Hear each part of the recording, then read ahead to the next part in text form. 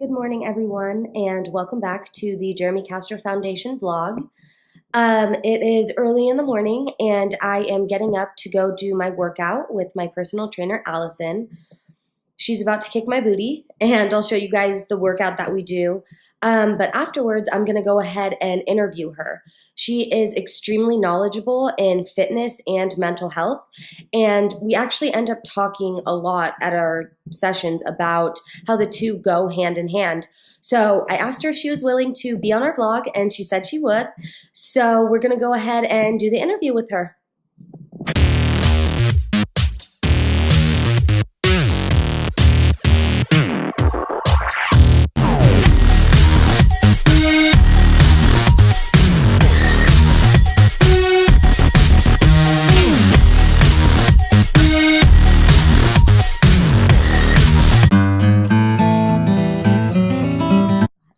My name's Allison Carvalho. I'm a personal trainer. I'm a fighter. I did MMA for a long time, kickboxing, and now for the past 8 years I've been doing jiu-jitsu, Brazilian jiu-jitsu, and I'm a brown belt. And yeah, it's what I do every single day. Cool. Thank you so much for coming and talking with us.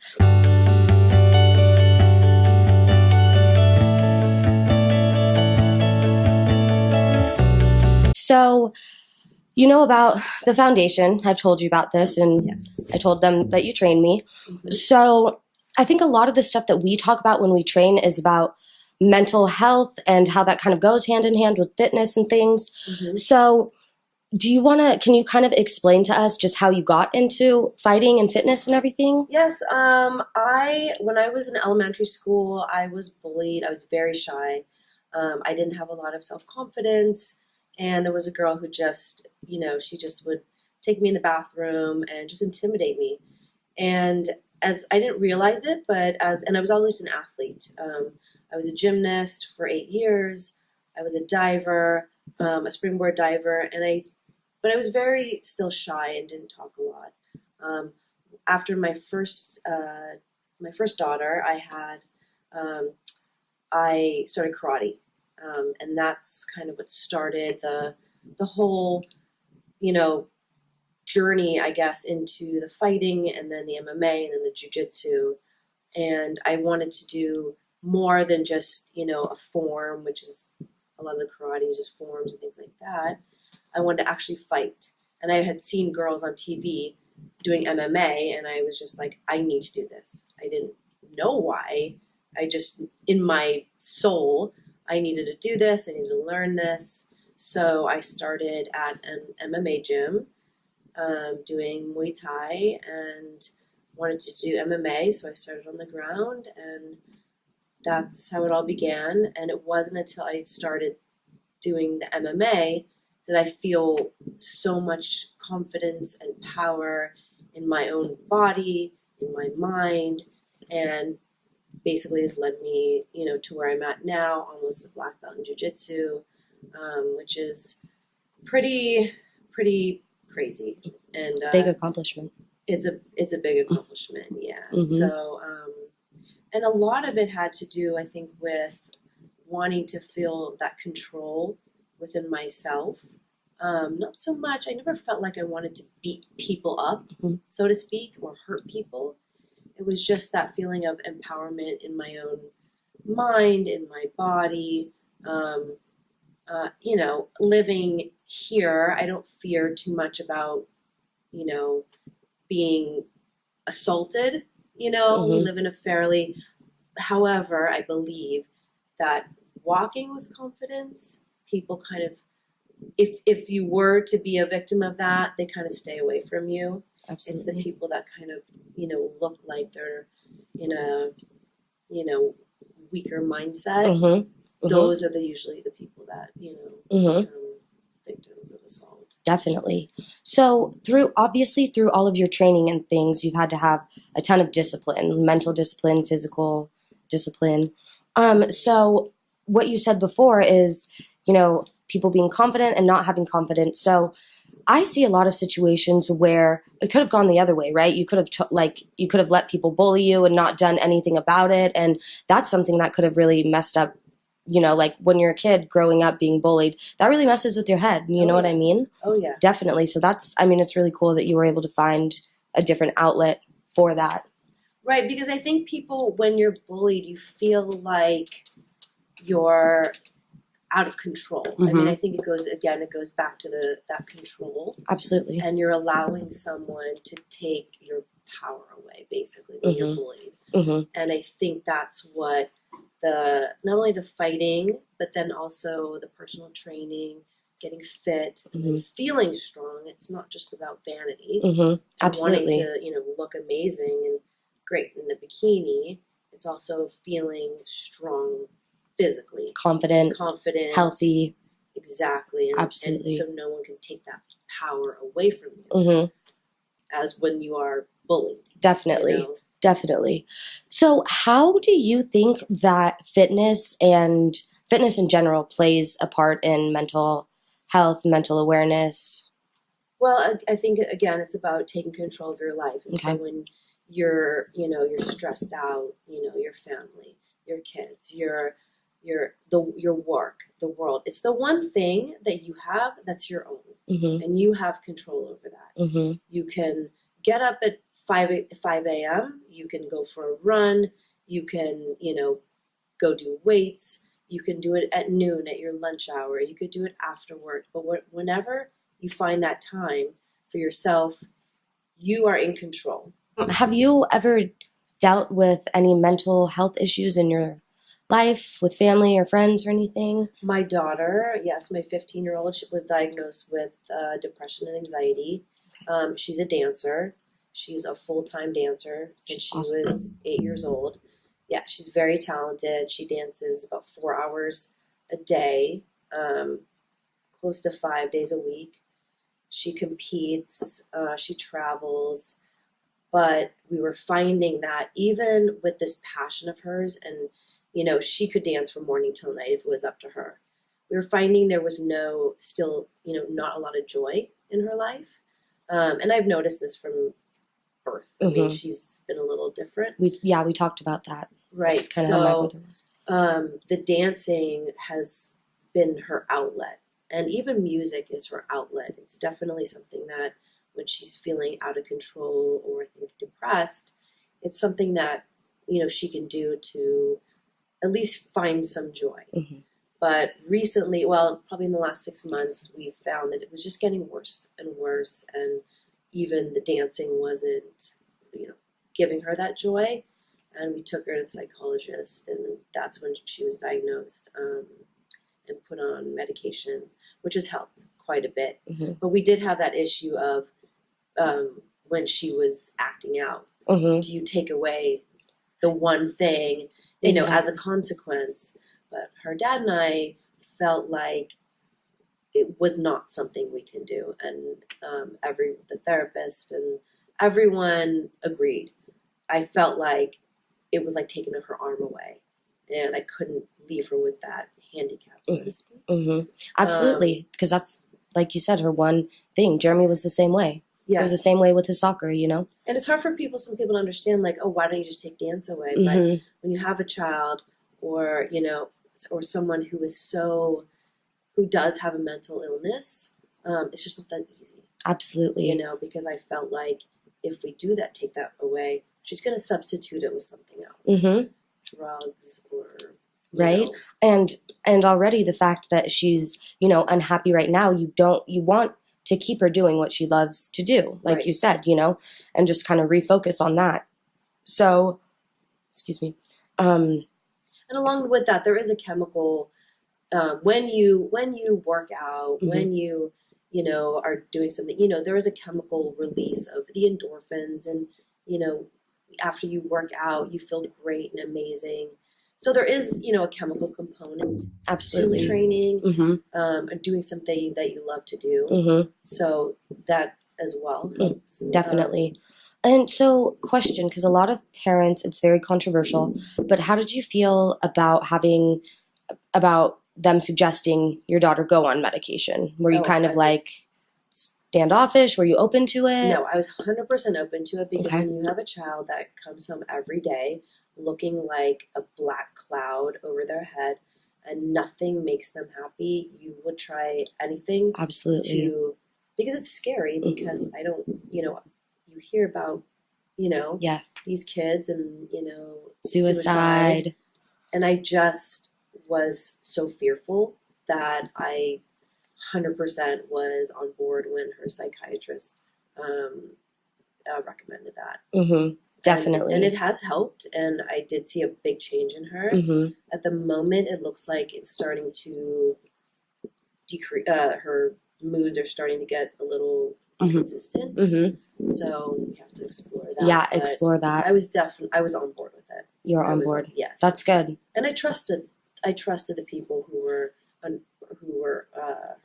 She was under their care. Absolutely. That's a really big thing too. You know what I mean? It's like there's so many doctors that'll just write whatever you want, like anything you want, and then over here that like doesn't do anything, No, so it's really good. The situation was she was evaluated for 6 weeks by a psychologist, then referred to a psychiatrist who evaluated, and that's okay. Yeah. So you guys did it the right way. Yes. It wasn't any self-diagnosing or anything like that. No. So that's good, because that was kind of going to be my next question. Is so you and I again have talked a lot about awareness and just having that awareness with your kid, and we've talked about how you can live in the same house with someone and still not necessarily know who they are.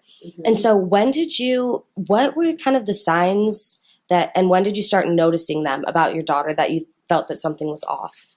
Well, like I said, like early on, she was a very intense child, didn't smile a lot, but she loves fashion and makeup. And I noticed probably starting around like 13, 14, I would take her shopping, and the joy that she had from it, gone. Okay. She would ask me to go, take her, to the mall and, buy clothes and whatnot, makeup, Sephora. And all of a sudden, like I would do that, but it would just. She wasn't as interested. She was interested, but there was just no, there was no reaction or happiness. Yeah. And it was at that point, and then she started really acting out, and when she was basically yelling at her dad and, telling him F off, and it was at that point that we decided, okay, we're trying to raise you to be a good human being, and this is not. And it wasn't just hormones, which a lot of people will chalk up to hormones. Exactly, yes. Doctors. Many years, and I just knew from her past, just from being a child, a young child, 5, 6, that it wasn't hormones, because she was very intense as a kid. So you've always kind of been in tune with this, which is so good, because like I said, I would look at her and she was just not like my friends' kids who were the same age. They were just kind of normal kids, and I have 2 other kids who react in a normal way. They're not easy all the time, but the reaction is fairly normal. Her reactions are not normal, so to speak. Not normal, but, no, absolutely. I know what you mean, and like you're the one who's going to know your kid better than anyone, So it's really, we've talked about it. It's good that you have awareness, because it's just so sad that some people are, that they refuse to get medication because they don't believe in it or whatever it is. And unfortunately, sometimes it's just too late in those situations, it's too late for them to try and, take the medicine now, or I think a lot of the thing too is that a lot of people, and I don't have kids, so I can't speak on this, but I feel like a lot of people just don't want to portray their kids in any sort of negative light, or let them know that feeling. But I don't think, and sometimes they want to say oh, you're fine, you don't have a problem. They don't want to realize it. They don't want to acknowledge it, which again is really sad. But in the long run, I think it. Well, I think a lot of, and to, the generation before, if you can't see it, you don't know if it's there. Yes. So it's not like they were physically ill. They have cancer. They're losing weight. They're physically changing. It's, you can't see mental illness. Absolutely. So it's hard for people to understand. Yes. And acknowledge, be aware, and then behaviorally speaking, kids act out. So I'm not saying every kid, of course, has depression and is upset, But if you're fairly in tune to your child and you can tell what makes them happy, and then all of a sudden that's not making them happy, Mm-hmm. you And know, see the changes. It's a pattern, and it can start to be a pattern. Definitely. And yeah, her dad is amazing person, but he wasn't on board Mm-hmm. with saying, "Oh yes, she has this." It took a long time. It was for him tough for him to acknowledge. Yeah, Definitely, because he grew up like that. We don't go to therapy. We don't things like that. Mm-hmm. And that doesn't make anyone a bad person. It's just literally their culture or how they were raised. You know what I mean? It's just, and that's what they know. But again, a lot of the thing that's sad is sometimes it's just because that's not recognized, and then something bad can happen or whatever. Right. But I will say sad. nowadays I think it's changing. Absolutely. Because Ava is very open about it. She's open with her friends. And in fact, some of her friends started to go to therapy after she started talking about it. That's so good. So she's not embarrassed by it, and we don't make her, it's not like we hide her. Mm-hmm. She's aware of it. Mm-hmm. She acknowledges it. Okay. But it is a struggle. Yeah. It is a struggle. Absolutely. And it's something, would you say it's definitely something that you deal with on a regular basis? It's not like it's easy and controlled all the time. It's always a constant every changing. Day, because the one thing that I have to be careful with her is that she can use it as an excuse. Yes. So okay. a lot, she's very smart. Mm-hmm. So, I don't want to do my homework. Mm-hmm. I'm just not feeling, mm-hmm. Up what to I it. mean? Mm-hmm. When it's like, well, you can do it. Mm-hmm. I don't want to put too much pressure on her because she feels it. And again, because her schedule is so hectic. Yeah, it's crazy. But at the same time, you still have to be accountable. Absolutely. You have to go to school. Mm-hmm. You have to get decent grades and, become a productive human being. So it is hard to raise a child like that when they have to be accountable. Absolutely. She has been in a lot of trouble for a long, just lying and things like that. And that's the age she's at too. She's in high school. She's gonna. We know. We know. So we talked about that. Yeah. But overall, she sounds like a really good girl. She sounds like she's trying. Which is good because again, too. As sad as it is, some people just don't. You can only help people if they want to help themselves, right? Yes. So if she wasn't, open to it could have been like a way worse situation, where it's like. Sure. She would have declined, and all, you know what I mean? Well, sure, because how do you force a 15-year-old to take their medication? Exactly. How do you, that is another kind of subject in itself because all of a sudden she feels great. She doesn't want to take the medicine. So I know a lot of adults have that thing too. Absolutely. But yeah, no, she's very much aware, and she just wants to be happy. It's so great too that she is open about it. I feel like it takes a lot of courage, and I feel like a lot of girls her age wouldn't be. And the fact that she's opened up about it, and other people now are kind of like open to the idea, and her friends and stuff, that's so great, Yeah, I think it's something that again has that negative thing with it, but it shouldn't. It's just like what we have created as a society. Right, because how I explained it to her dad was like, if because he has epilepsy, and I said, well, you take medicine for that. There's no difference. Exactly. Another question: do you feel like your younger kids have been affected by it at all, or is it something you kind of stopped before? They've been affected in that when I didn't know what was happening, there's a lot of it's a lot of fighting because you can't understand as the parent how you tell your child to do something and they just flat ignore you. And not only that, have no fear of consequences. And this is my daughter, and so they would see this. And so there's so much, when you're a first time mom and you're raising your kids, you just don't know how to be that patient. It's just, so they've seen a lot of fighting.